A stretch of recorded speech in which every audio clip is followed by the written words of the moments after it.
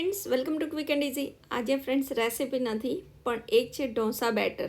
અને એ ઢોસા બેટર હું કેવી રીતે બનાવું છું અને એનાથી જો આ લોખંડની આપણી સાદી રોટલીની તવી ઉપર જ મેં ઢોસા બનાવ્યા છે એ હું તમને બતાવું છું. તો એના માટે અડધી વાડકી જેટલા પૌવા મેં રાત્રે પલાળ્યા હતા, ફૂલીને આખી વાડકી જેટલા થઈ ગયા છે. હવે 3 વાડકી ચોખા અને એમાં 1 ચમચી જેટલા, જુઓ આ મેથીના દાણા છે ને, તો ચોખા અને મેથીના દાણાને મિક્સ કરી અને મેં 3 થી 4 વાર ધોઈ અને આવી રીતે આખી રાત એને પલાળી રાખ્યા હતા. હવે એવી જ રીતે આપણે અડદની દાળ, તો અડદની દાળ 1 વાડકી, 3 વાડકી ચોખા, 1 વાડકી અડદની દાળ. હું આવી રીતે આખા અડદ વાપરું છું. તમારી પાસે ના હોય તો અડદની દાળ એને પણ તમારે આખી રાત પલાળી નાખવાનું છે ધોઈને.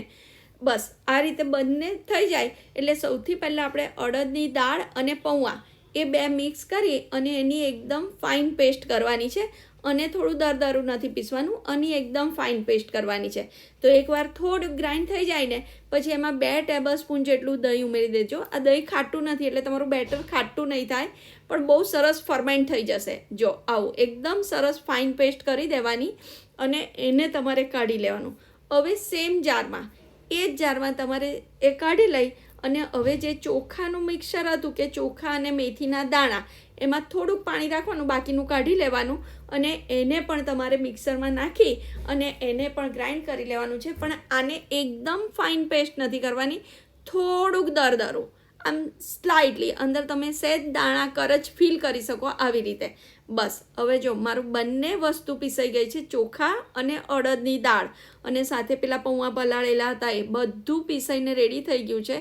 હવે એને તમારે 5 મિનિટ માટે ફેંટવાનું છે, પણ એમાં ક્યાંય ચમચાનો ઉપયોગ નથી કરવાનો. આપણા મસ્ત જે હાથ છે એ હાથની ગરમીથી જ અંદર ફર્મેન્ટેશન બહુ જલ્દી થશે.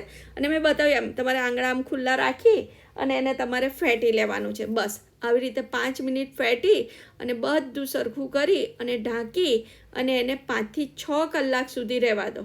હવે 6 કલાક થઈ ગયા છે ફ્રેન્ડ્સ. જો આપણું બેટર એકદમ ફર્મેન્ટ થઈ ગયું. જો કેટલું સરસ. તમે આમાંથી ઢોસા, ઉત્તપમ, ઇડલી, અપ્પે તમારે જે બનાવવું હોય એ બનાવી શકાય. તમે એકવાર બેટર બનાવો તો 1 વીકમાં 2 રેસીપી તમે સાઉથ ઇન્ડિયન બનાવી શકો. એ જ રીતે છે. હવે જો હું મારું વધારાનું બેટર આમાં કાઢી લઉં છું અને બાકીના બેટરમાં હું મીઠું નાખીશ. અત્યારે મેં મીઠું નથી નાખ્યું. તમે જ્યારે સ્ટોર કરો ને ત્યારે તમારે મીઠું નહીં નાખવાનું, અને આ બેટરને 2 થી 3 દિવસ તમે સ્ટોર કરી શકશો ફ્રીજમાં. બસ હવે આ જે બેટર છે એ મારે યુઝ કરવાનું છે એટલે એમાં હું મીઠું નાખું છું. મીઠું નાખ્યા પછી 1 મિનિટ તમારે આવું બધું બરાબર હલાવી લેવાનું. અને હું સિમ્પલ તમને ખાલી ઢોસો જ બતાવું છું, કોઈ રેસીપી નથી.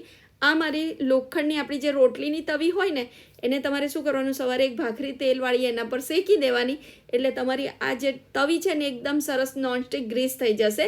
બસ એની પર થોડુંક પાણી છાંટી અને આપણે ઢોસો બનાવી દેવાનો છે. ફ્રેન્ડ્સ, આ સાદી ઢોસાની તવી વગર પણ આપણી આ સાદી તવી ઉપર જો એકદમ ક્રિસ્પી અને સરસ ઢોસો બનશે.